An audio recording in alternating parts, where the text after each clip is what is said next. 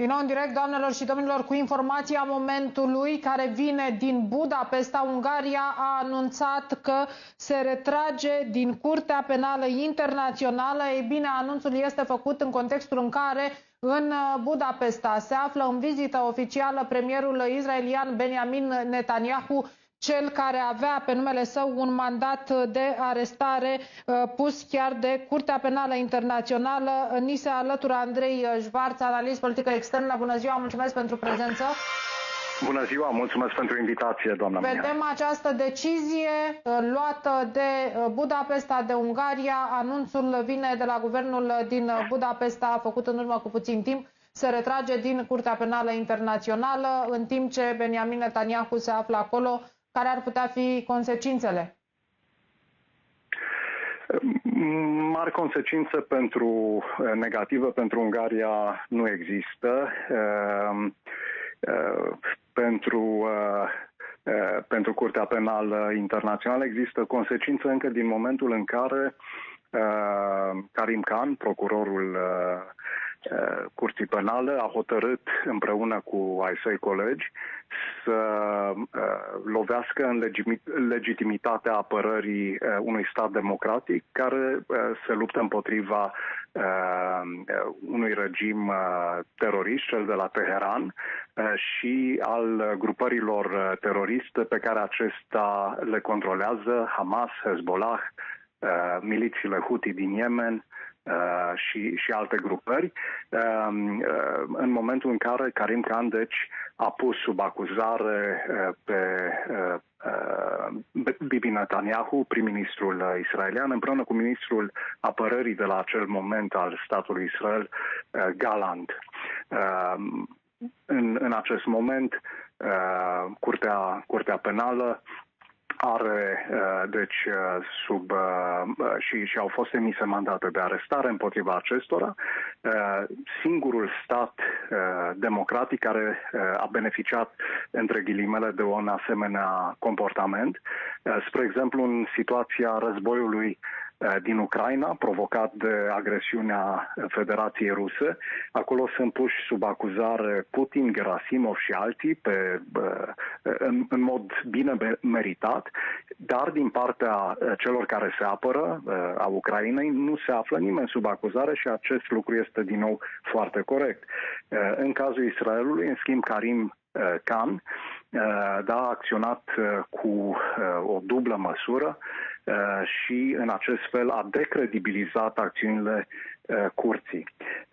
Deci Ungaria, trebuie să o spunem, Ungaria acționează și în interiorul Uniunii Europene într-un mod care subminează coeziunea, deci se poate că face acest lucru și în această direcție, nu doar în direcția adevărului, să zicem, pe scena internațională, dar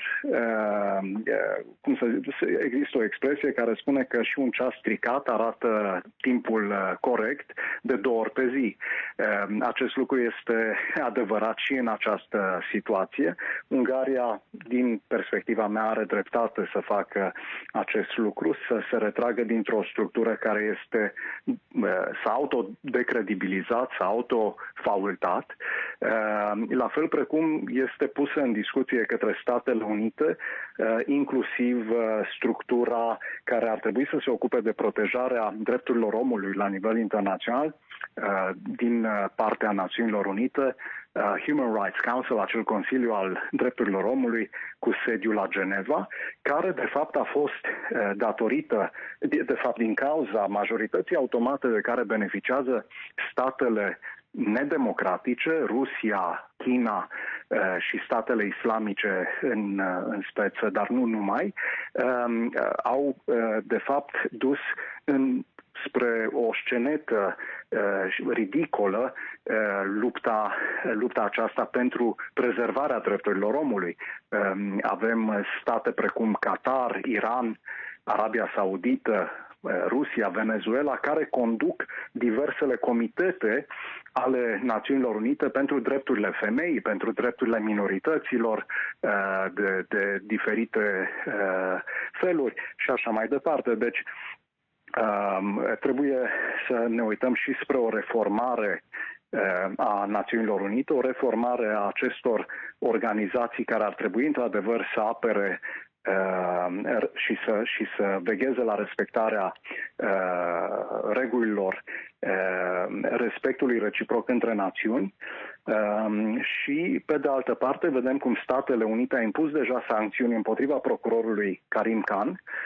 Ungaria se aliniază acestor direcții ghidate de la Washington și mai puțin celor de la Bruxelles, celor despre care vorbeam, ale Uniunii Europene, care cumva face anumite lucruri mai bine decât, decât le face Washingtonul, dar altele le face mai prost. Și vedem că în timp ce Benjamin Netanyahu se află acum la Budapesta anunță că se retrage din Curtea Penală Internațională, Israelul a anunțat o extindere a operațiunilor militare în fâșia Gaza cu scopul de a anexa zone largi. Un răspuns pe scurt în această privință, cum Sigur. am putea vedea că se termină totul acolo?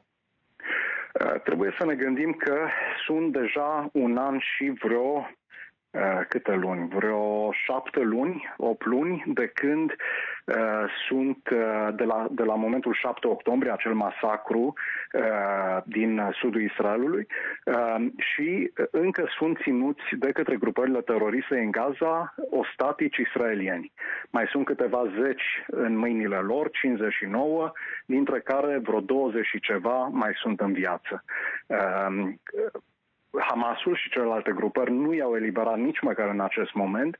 Este o situație absolut de nesuportat și este o situație cu care Israelul a hotărât că trebuie să se termine, pune presiune pe teroriști și singurul mod în care poți să pui presiune pe teroriști este acesta, din păcate, este acesta al forței. Scopul Israelului nu este să anexeze teritorii acolo, este doar de a pune presiune asupra Hamasului. Mulțumesc tare mult pentru această analiză. Andrei Șvarț, analist politică externă. Am ajuns la final. Atenție, doamnelor și domnilor, anunțul zilei, anunțul momentului a fost